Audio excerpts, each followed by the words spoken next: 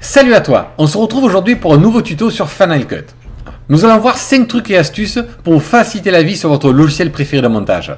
Allez, pas de blabla, du résultat, c'est parti. Astuce numéro 1. Chaque fois que vous ferez des actions sur votre timeline, Final Cut va faire un rendu de votre travail. Regardez, par exemple, si je retire la stabilisation, eh bien vous voyez ici une série de petits points apparaissent et disparaissent. Cela symbolise le travail de rendu. Si vous avez remarqué, dès que j'ai relâché la souris, le rendu s'est fait automatiquement. Pas eu besoin d'aller dans Menu déroulant, aller chercher le rendu de sélection. Cela se fait tout seul, de manière automatique. Si vous voulez que le rendu se fasse également automatiquement, eh bien cliquez ici, puis sur Préférences. Cliquez sur Lecture, puis cochez cette case.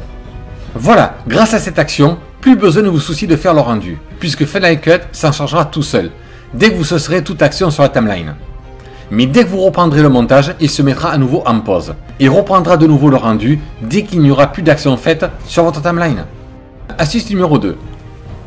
Cette astuce est plutôt un raccourci.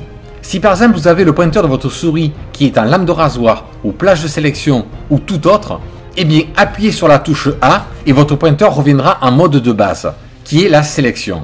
Cette action est simple et fait gagner du temps. Astuce numéro 3.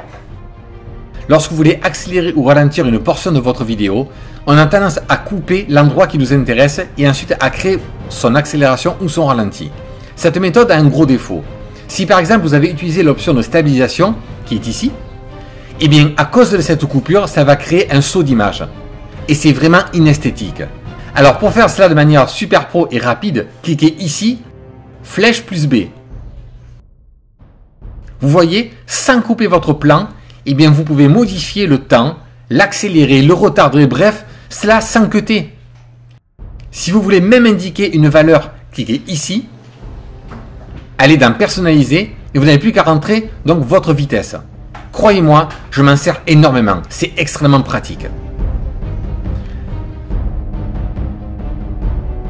Astuce numéro 4. Cette nouvelle astuce permet de se déplacer facilement sur votre timeline. Au lieu d'utiliser votre souris, utilisez les flèches de votre clavier. Avec les flèches haut et les flèches bas, vous allez de plage en plage. Du coup, c'est super rapide. Avec les flèches de droite et de gauche, on avance pas à pas et donc avec grande précision. C'est super pratique et encore une fois, on gagne beaucoup de temps.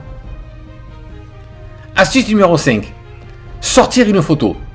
Si vous avez besoin de sortir une photo de votre film, soit pour faire une vignette pour YouTube, si vous êtes un créateur de vidéos sur votre plateforme préférée, ou si vous avez simplement besoin de prélever une photo de votre film, eh bien voilà comment ça se passe. Cliquez ici, puis Préférences, et ensuite sur Destination. Choisissez Enregistrer l'image, ici. Cela viendra se positionner à cet endroit. Ce qui fait que pour extraire l'image sur laquelle vous serez positionné, sur la timeline, eh bien vous n'aurez plus qu'à cliquer ici, puis Partager, et vous glissez votre pointeur sur Enregistrer l'image active. Elle sera enregistrée sous le format TIFF, format beaucoup moins destructeur que le JPEG. Ensuite vous n'aurez qu'à valider l'enregistrement et la photo sera positionnée donc sur votre bureau. Voilà, ce tuto est terminé. J'espère que ces astuces vous seront fort utiles. En attendant, je vous dis à la semaine prochaine. Salut!